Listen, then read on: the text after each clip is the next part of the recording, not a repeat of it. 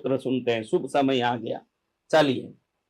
अर्चितानाममूर्तानां पितॄणां दीप्त तेजसां नमस्यामि सदा तेषां ध्यानिनां दिव्य चक्षुषाम् इंद्रादीनां च नेतारो दक्ष मारीचयोस्तथा सप्तऋषीणां तथान्येषां तानमस्यामि कामदान् मन्वादीनां मुनीन्द्राणां सूर्यचन्द्रमसोस्तथा तान् नमस्याम्यहं सर्वान् पितॄनप्सद्वावपि नक्षत्राणां ग्रहाणां च वायव्यग्न्योर्नभस्तथा ध्यावा पृथ्व्योऽव्योश्च तथा नमस्यामि कृताञ्जलि देवर्षीणां जनितृं च सर्वलोक नमस्कृतान् अक्षयस्य सदा धातॄन्नमस्येऽहं कृताञ्जलि प्रजापते कश्यपाय सोमाय वरुणाय च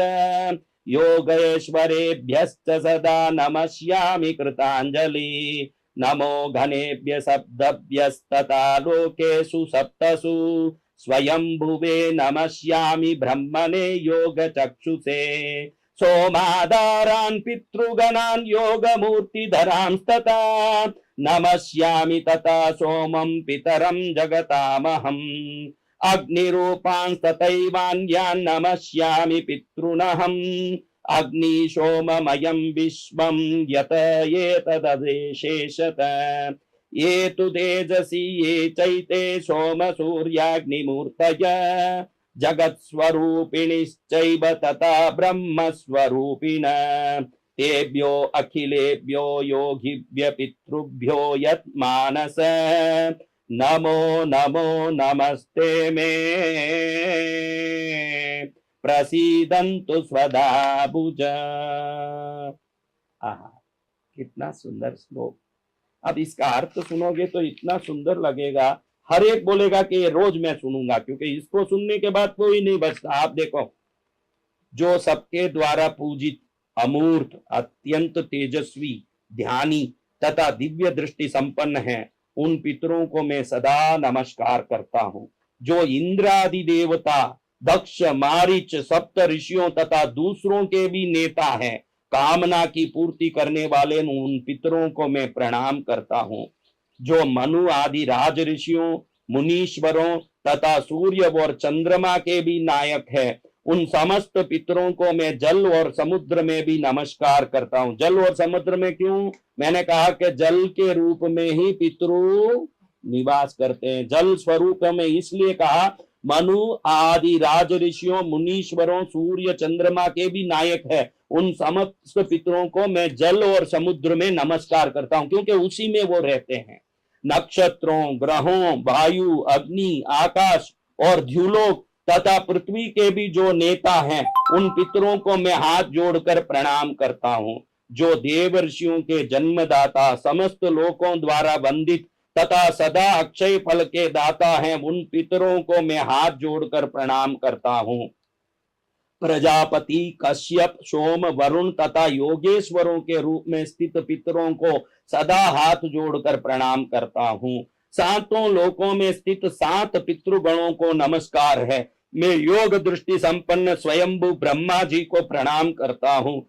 चंद्रमा के आधार पर प्रतिष्ठित तथा योग मूर्तिधारी पितृगणों को मैं प्रणाम करता हूं। साथ ही संपूर्ण जगत के पिता सोम को मैं नमस्कार करता हूं। अग्नि स्वरूप अन्य पितरों को मैं प्रणाम करता हूं, क्योंकि यह संपूर्ण जगत अग्नि और सोममय है।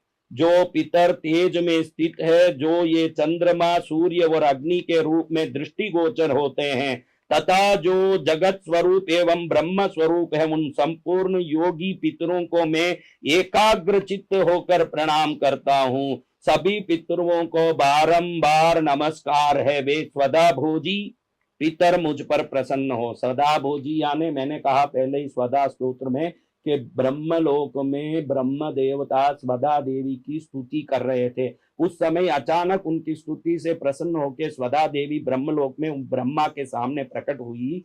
तो ब्रह्म देवता ने स्वधा देवी को पितरों को सुपुर्द करके कहा कि आज से जो आपके लिए जो भोज मिलेगा, जो यज्ञ होगा, उसमें स्वधा कहा जाएगा वो स्वदा के शक्ति से ही आपको अन्न मिलेगा, जल मिलेगा, तृप्ति मिलेगा। इसलिए इसमें लिखा है पितृओं को बारंबार नमस्कार है, वे स्वदा भोजी पितृ मुझ पर प्रसन्न हो। स्वदा भोजी यानी स्वदा देवी के द्वारा भोजन प्राप्त करने वाले, होम में भी स्वदा कही जाती है अंत में, और श्राद्ध में भी स्वदा कही जाती है। ऐसे स्वदा भोजी पितृ मुझ पर प्रसन्न हो।